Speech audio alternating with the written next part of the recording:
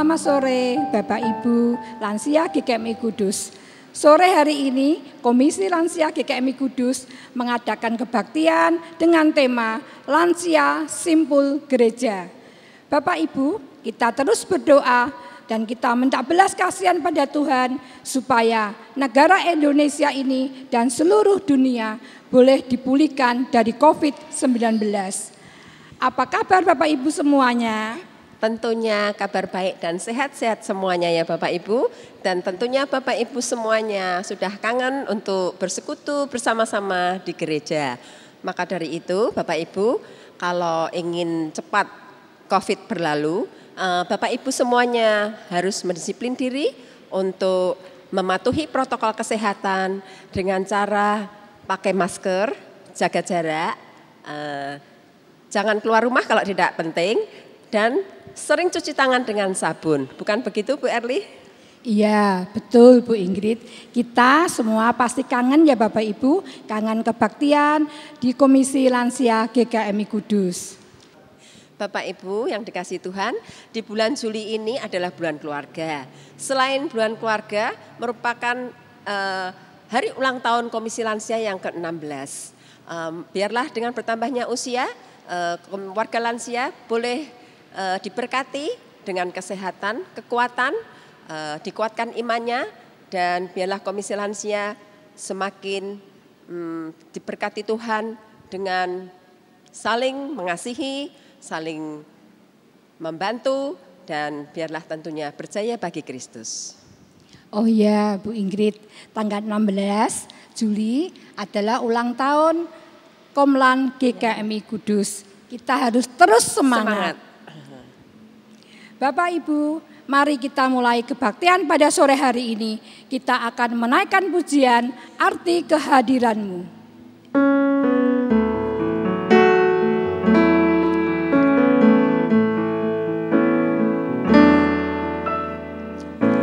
Jalan-Mu tak terselami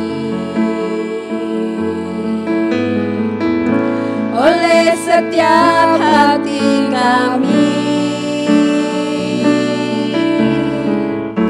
Namun satu hal ku percaya,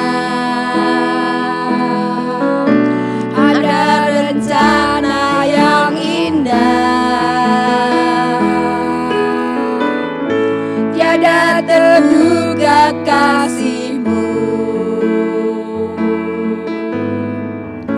Heran dan besar bagiku arti kehadiran-Mu selalu nyata di dalam hidupku. Penyertaan-Mu sempurna, rancangan-Mu penuh damai, aman dan sejahtera walau di tengah badai.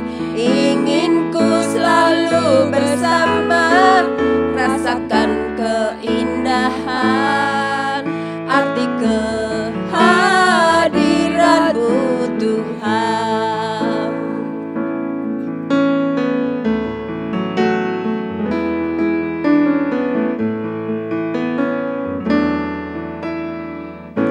Jalan-Mu tak terselami oleh setiap hati kami. Namun satu hal ku percaya, ada rencana yang indah, tiada terduga kasih-Mu. Heran dan besar bagiku arti kehadiran-Mu selalu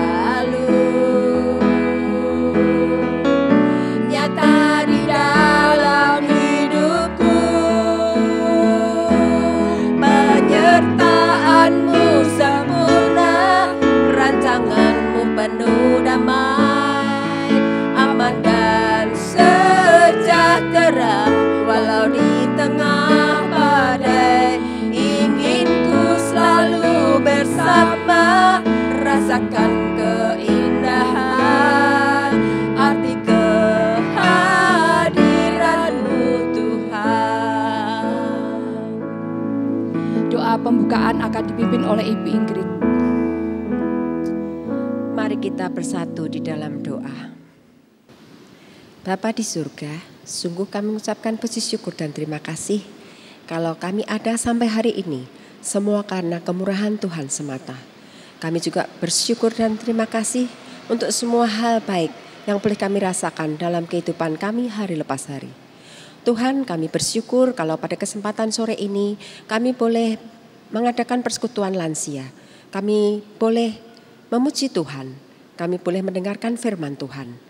Biarlah kiranya Tuhan sendiri yang akan menolong, memimpin jalannya persekutuan Komisi Lansia melalui daring atau online pada sore hari ini. Biarlah kiranya Tuhan juga memberkati setiap anak-anak-Mu yang bertugas. Tuhan juga memberkati setiap yang mendengar, agar kiranya melalui persekutuan ini kami boleh merasakan hadirat Tuhan.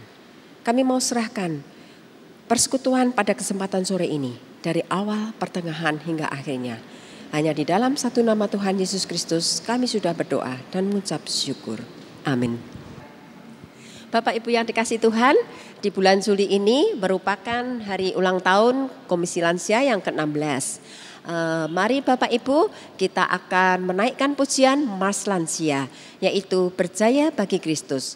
Bapak Ibu sekalian, mari kita bangkit berdiri.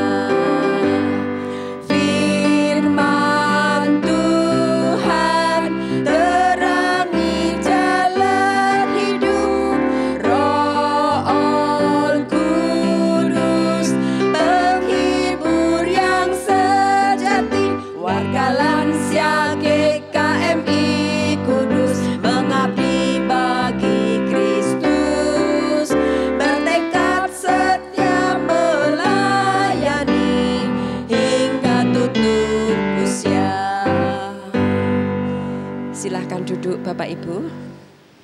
Bapak Ibu yang terkasih, tiba saatnya kita akan mendengarkan kebenaran firman Tuhan pada sore hari ini. Dan kebenaran firman Tuhan pada sore hari ini akan diuraikan oleh Pendeta Muda Yohana Leander. Mari Bapak Ibu, kita sambut kebenaran firman Tuhan pada sore hari ini. Kita akan menaikkan pujian Kau Berfirman.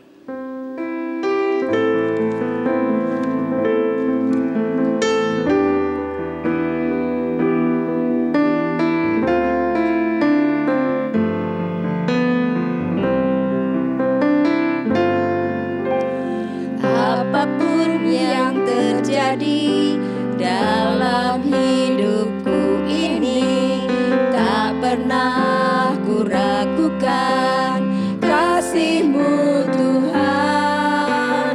Lewat gunung yang tinggi, dalam lembah yang curam, tak pernah ku ragukan janji-Mu Tuhan. Kau sembuhkanku, Kau bersabda dan selamatkanku.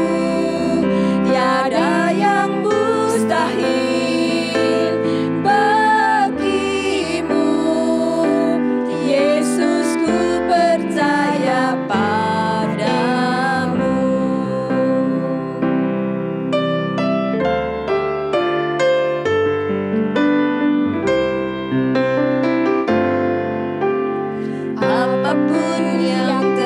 terjadi dalam hidupku ini. Tak pernah ku ragukan kasih-Mu Tuhan. Lewat gunung yang tinggi, dalam lembah yang curam, tak pernah ku ragukan kasih-Mu Tuhan. Kau berfirman dan sembuhkanku, Kau bersabda dan selamatkanku.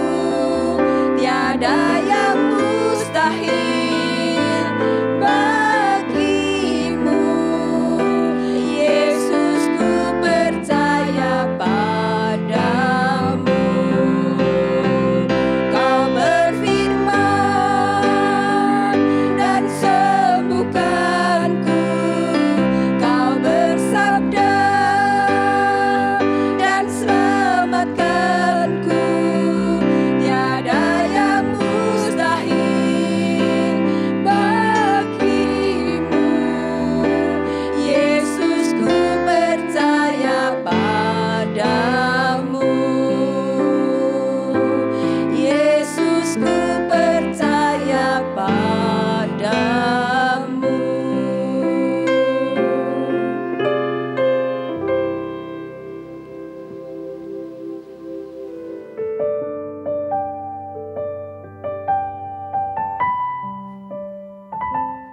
Mari kita berdoa sebelum pemberitaan firman Tuhan. Bapa Surgawi, saat ini kami mau menjadi murid yang mendengarkan sabda-Mu, dan kami berjanji untuk menjadi pelaku-pelaku firman-Mu. Kami mohon buka hati dan pikiran kami, supaya kami konsentrasi terhadap firman Tuhan, agar firman Tuhan menjadi benih-benih yang tumbuh di dalam hati kami yang subur, supaya benih-benih itu boleh bertumbuh dan berbuah. Urapi hamba-Mu yang penuh dengan kekurangan ini untuk dipercayai menyampaikan isi hati Tuhan. Terima kasih ya Bapa. Di dalam nama Tuhan Yesus, Tuhan dan Juru Selamat kami yang hidup, kami sudah berdoa. Amin. Jemaat lansia yang dikasihi oleh Tuhan Yesus, sungguh hati kita sangat rindu untuk bertemu walaupun di dalam persekutuan seperti ini. Kita bersyukur kepada Tuhan karena bulan Juli ini dipilih untuk menjadi bulan keluarga. Namun bulan ini juga tanggal 11 Juli tepatnya, lansia merayakan hari ulang tahun yang ke-16. Semoga tahun depan waktu usia lansia Sweet 17 kita bisa merayakan bersama-sama di gereja. Amin. Ya, sore ini kita boleh bersyukur kepada Tuhan karena kita kembali diingatkan oleh kebenaran firman-Mu dengan tema yang diberikan kepada kita adalah simpul, ya. Lansia menjadi simpul gereja. Kita akan bersama-sama merenungkan kebenaran firman Tuhan.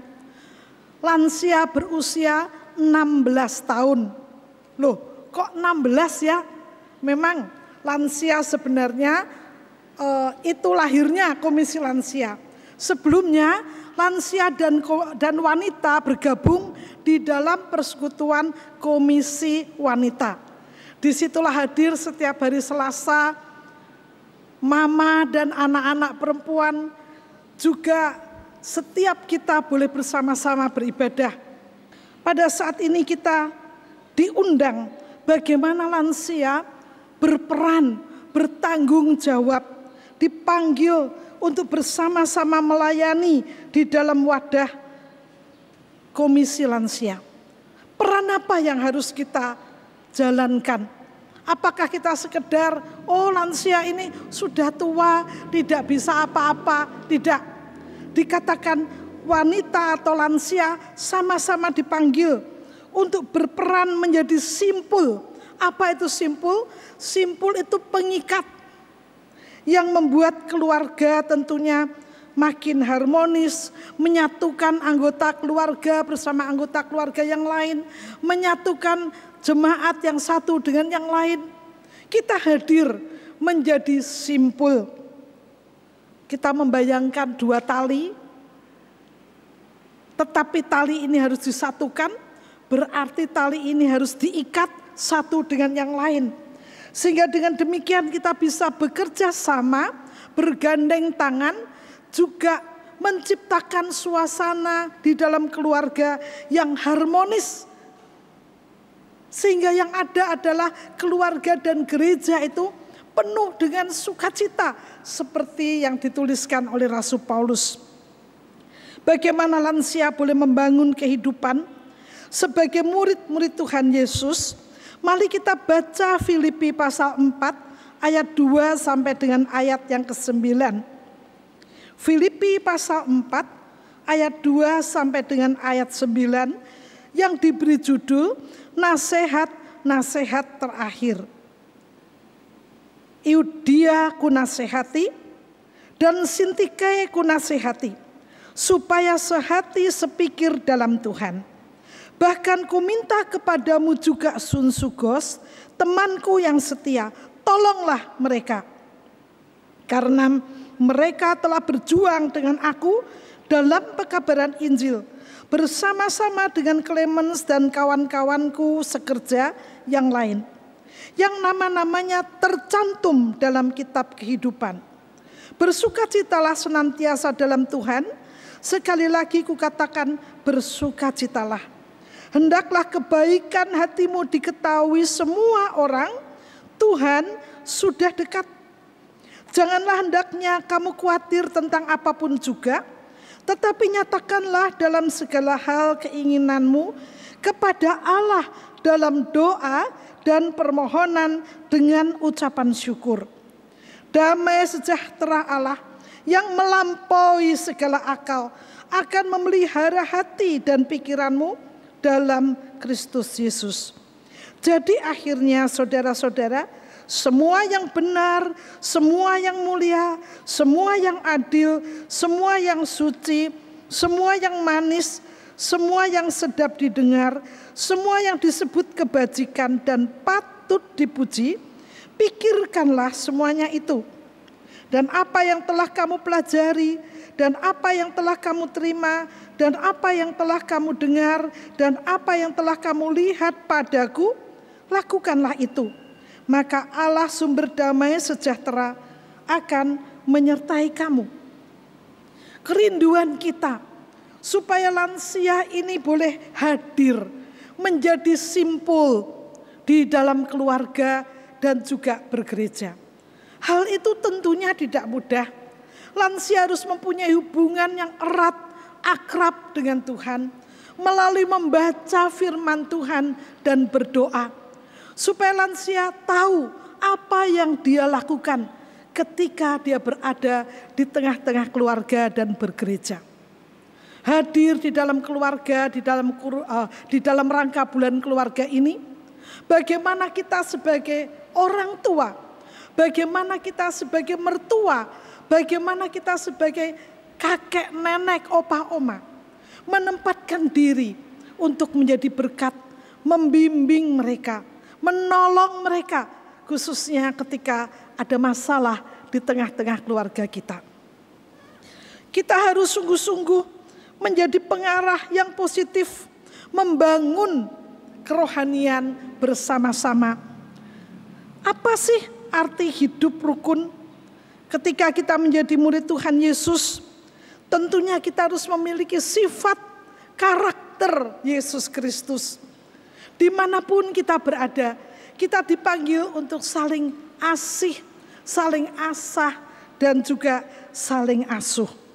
Di dalam Filipi tadi, kalau kita kembali kepada tema, ketika kita menjadi simpul, dua tali ketika disimpul atau diikat, maka yang ada adalah saling terikat, ada kekuatan, ada sesuatu yang bersatu di dalam menghadapi berbagai macam badai kehidupan, persoalan yang selalu ada di dalam kehidupan kita.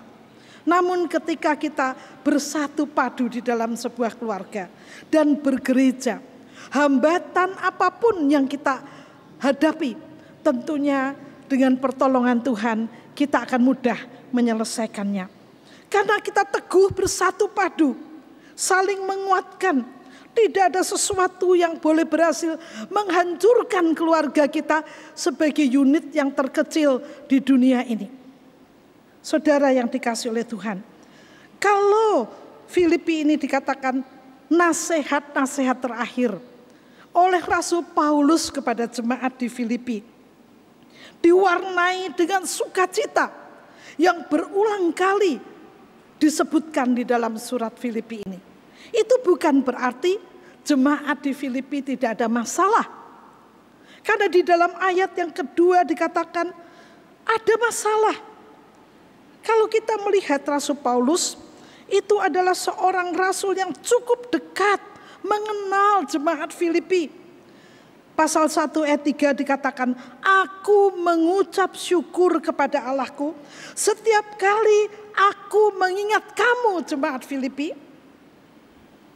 Hal yang luar biasa bukan? Dan di dalam ayat 4 dikatakan, setiap kali aku berdoa untuk kamu semua, aku selalu berdoa dengan sukacita. Selalu dikatakan. Dan di dalam pasal 4 ayat 1 dikatakan, jemaat Filipi yang kurindukan, sukacitaku, mahkotaku. Mahkota itu adalah sesuatu kebanggaan ketika dia dipakai oleh seorang raja atau ratu. Pasti mahkota itu dari emas, dari bahan yang mulia, yang mahal harganya. Saudara, justru surat Filipi ini ditulis karena bukan hanya menguatkan iman jemaat di Filipi, tetapi di dalam penjara Rasul Paulus mendengar kabar ada perselisihan, ada pertengkaran, mungkin kalau cewek jotaan ya, yang sangat mengganggu pelayanan jemaat di Filipi. Siapa dia? Dikatakan Eudikia kunasehati, Sintike kunasehati, supaya apa? Supaya sehati sepikir di dalam Tuhan. Ada benih-benih perpecahan di dalam jemaat di Filipi. Dan siapa? Eudikia dan Sintike. Dikatakan Paulus menulis surat menyebut nama-nama mereka. Wah, saya membayangkan ya, kalau ada surat ke GKMI Kudus ya, Yohana aku nasihati, Tintin ku nasihati. Kenapa? Karena kita dua orang dari sekolah teologi ya. Waduh, malunya kayak apa ya? Surat ini ditujukan kepada jemaat. Nama-nama Eudikia dan Sintike disebut supaya mereka sungguh-sungguh ditegur mendengar nasihat Rasul Paulus. Paulus mendengar, Paulus sedih. Paulus menulis surat bahkan menyebut nama-nama mereka yang tidak ada kesehatian sepikir di dalam pelayanan. Sehati sepikir di dalam Tuhan. Bukan sehati sepikir saja. Oh ya, saya sehati sepikir karena dia hopengku, karena dia temanku, mau salah mau apa, pokoknya saya sehati. Tidak. Di dalam Tuhan. Saudara yang dikasihi oleh Tuhan, ini suatu hal yang sangat perlu diperhatikan. Kalau orang-orang seperti Eudia dan Sintike yang dikatakan di dalam ayat firman Tuhan, mereka adalah teman-teman sepelayanan. Mereka bersama-sama Paulus memberitakan Injil, rekan seperjuangan Paulus. Tapi toh mereka manusia biasa yang kalau mau menuruti keinginan diri sendiri, mereka bisa berselisih paham. Mereka bisa bertengkar, mereka bisa mengganggu pelayanan Tuhan, pelayanan di ladang Tuhan. Apakah karakter Kristus kita miliki sebagai anggota Komisi Lansia? Sebagai keluarga gereja, apakah kita menjadi kesaksian yang baik? Bukanlah hal yang mudah. Karena apa? Setiap orang mempunyai pikiran, perasaan, kehendak yang berbeda satu dengan yang lain. Bukan hanya itu, tujuan di dalam pelayanan pun berbeda. Nah, bagaimana bisa menemukan satu titik temu di dalam segala pendapat yang berbeda? Tentunya tidak mudah kalau setiap orang tidak memahami dirinya ada kekurangan, perlu orang lain, perlu ada pengampunan, perlu ada pengorbanan, diikat di dalam kasih Kristus, memiliki hati, pikiran, perasaan seperti Kristus. Kita semua harus rendah hati. Kita semua harus saling merendahkan hati agar apa yang menjadi tujuan kita di dalam melayani Tuhan tercapai. Ternyata ketika kita menampakkan diri atau hidup di dalam segala aktivitas kita, mungkin kita terlibat di dalam paduan suara, singer, kolintang dan angklung, rajin berbesuk, aktif di komisi PI, menjadi guru-guru sekolah minggu yang mengajar anak-anak untuk setia pada firman Tuhan. Apakah itu semua menjamin bahwa kita mempunyai hati dan perasaan pikiran Kristus? Tentu tidak. Itu semua aktivitas yang harusnya lahir dari kehidupan tekad kita untuk di dalamnya kita boleh melayani Tuhan. Sehingga ketika ada permasalahan, ada perbedaan pendapat, tidak membuat kita aku gak gelem lagi melayani Tuhan. Mungkin mutung, mundur, bukan. Semuanya itu tidak akan menghambat pelayanan kita. Seumur hidup kita harus maju di dalam pelayanan.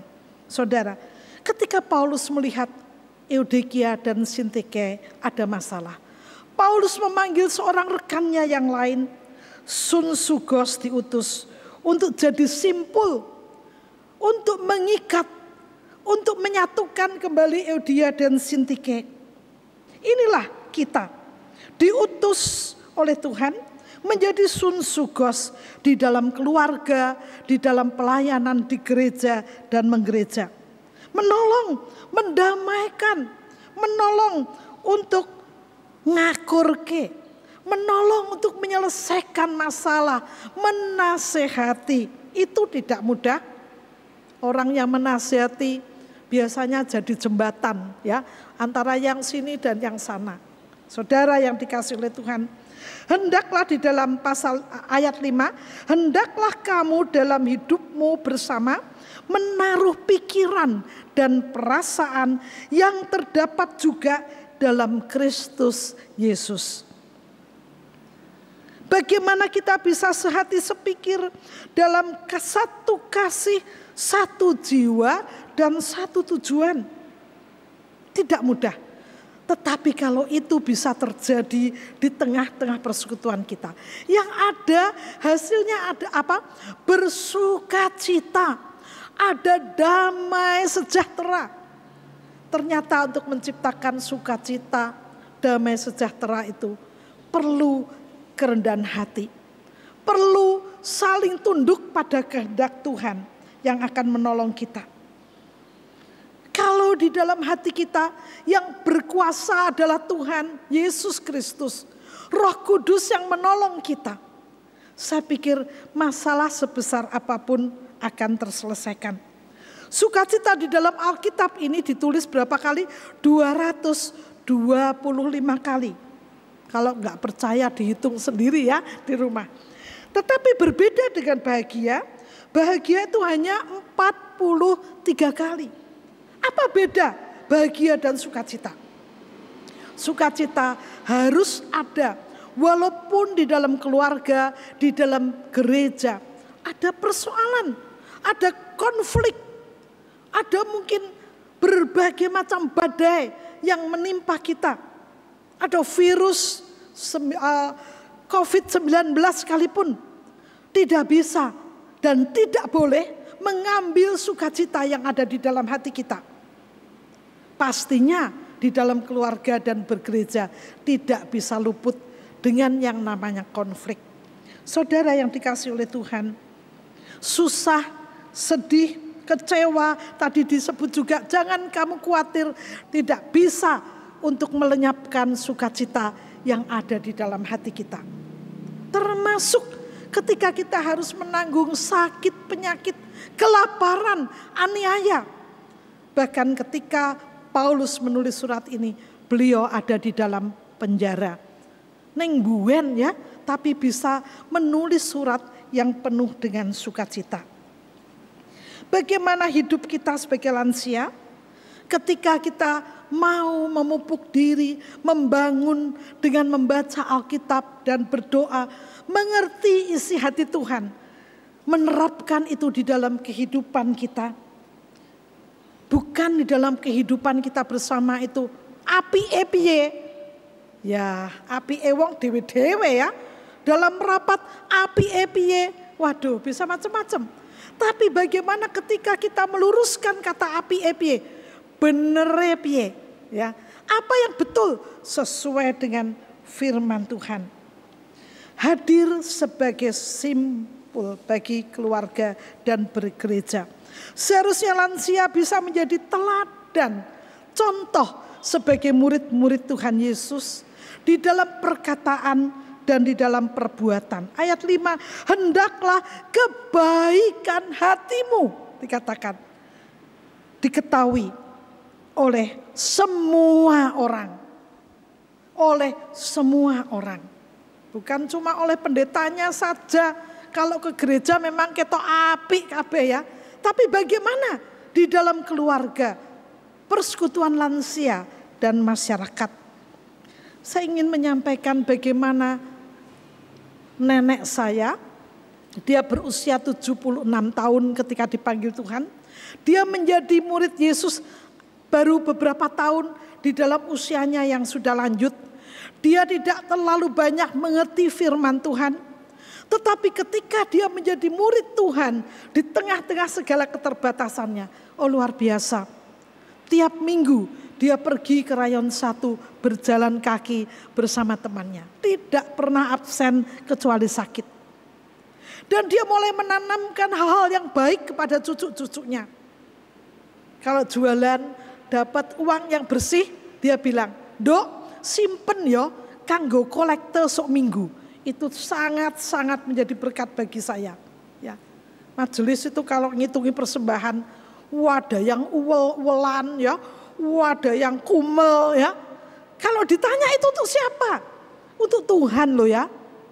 Nenek saya menanamkan itu. Dia enggak pakai daster tapi pakai jarik sarungan ya. Tetapi dia berjuang untuk bekerja seumur hidupnya. Untuk apa? Membantu perekonomian keluarga.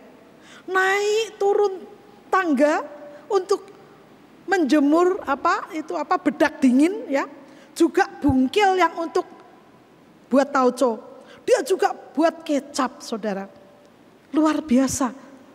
Kalau saya malas sedikit, saya ingat nenek saya ini yang berjuang sampai mati. Dan contoh yang kedua, ketika dia membuat kecap, dia mesti bilang, "Dok, iki lho sak botol kekno pendeta." Dia mau mencoba untuk mengasihi hamba Tuhan. Bukan hanya di mulut, tapi apa yang dia punya, dia berikan kepada pendeta. Menjadi berkat bagi kita semua. Saudara yang dikasihi oleh Tuhan, setiap kali kita merenungkan kebenaran firman Tuhan, walau kadang di antara menantu dan mertua, anak dan orang tua, juga di antara sesama anak ada konflik. Bagaimana lansia mencoba untuk menengahi. Bukan dek nek anakku ya tak belo, mertuaku ya ora tak eloni, ya toh. Nanti cucunya juga, karena biasanya oma-opa memanjakan cucu ya. Putuku ya bener, kowe sing salah. Nah, kita kembali kepada ajaran firman Tuhan. Memberikan menjadi simpul yang benar bagi keluarga kita. Sehingga yang ada adalah rukun, damai, harmonis, ada sukacita, ada damai sejahtera. Keluarga saya juga kadang konflik, tapi yang ada kembali rukun, kembali candaria ada di dalamnya. Apalagi di tengah-tengah situasi yang tergoncang saat ini karena COVID-19. Anak menantu kita stres, anak-anak stres ya.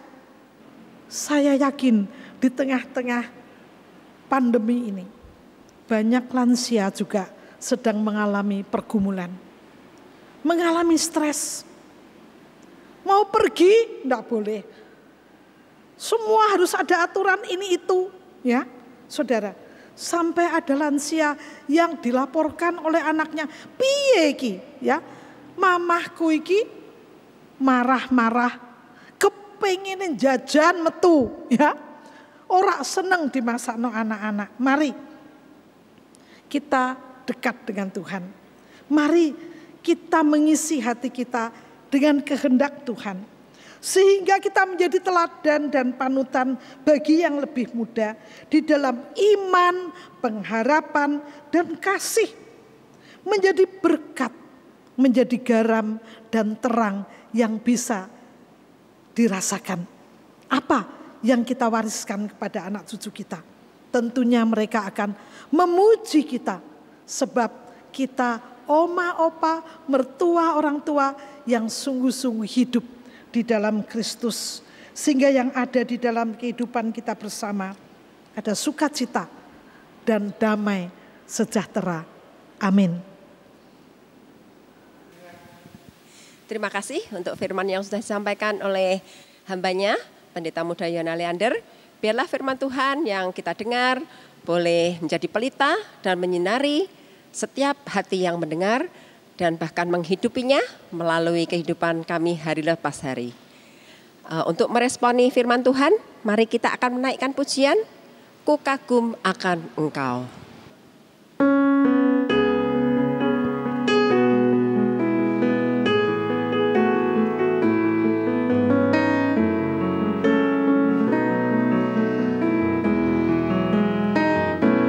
Kau sungguh indah tiada taranya, sungguh menakjubkan, sungguh ajaib untuk dimengerti, lebih dari semua yang ada.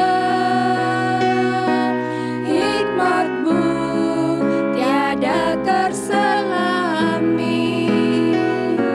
kasih-Mu dalam tak terduga. Kau sungguh indah tiada taranya, mulia dan berkuasa. Ku kagum hormat akan Engkau, ku kagum hormat akan Engkau. Kau Allah yang layak dipuji, ku kagum akan Engkau.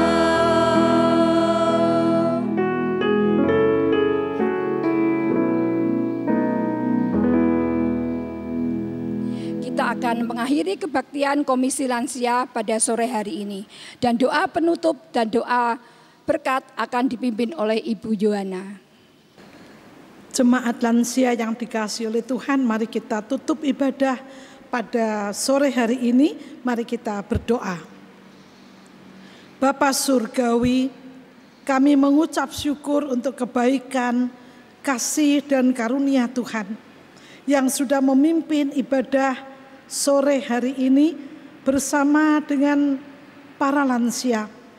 Demikian kami juga menyelipkan doa buat rekan-rekan yang ada di dalam kelemahan tubuh, baik untuk Bapak Nugroho atau Bapak Kiado maupun Cik Lianwa.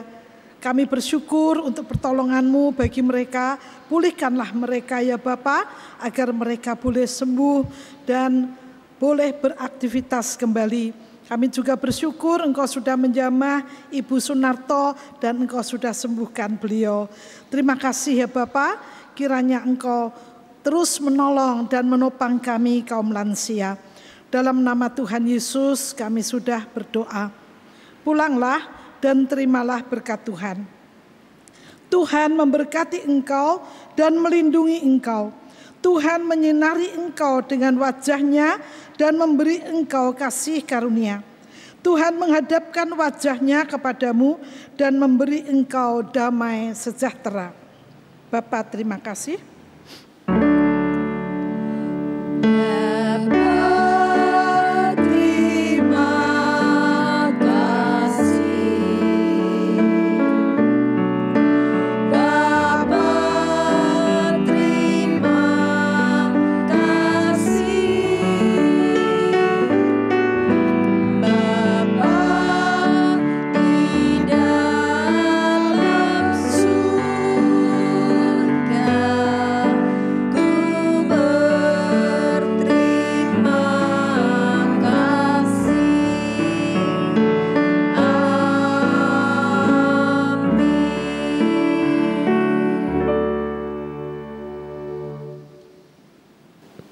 Bapak Ibu yang dikasihi Tuhan, persekutuan Komisi Lansia pada sore hari ini sudah selesai dan kita akan berjumpa kembali bulan depan.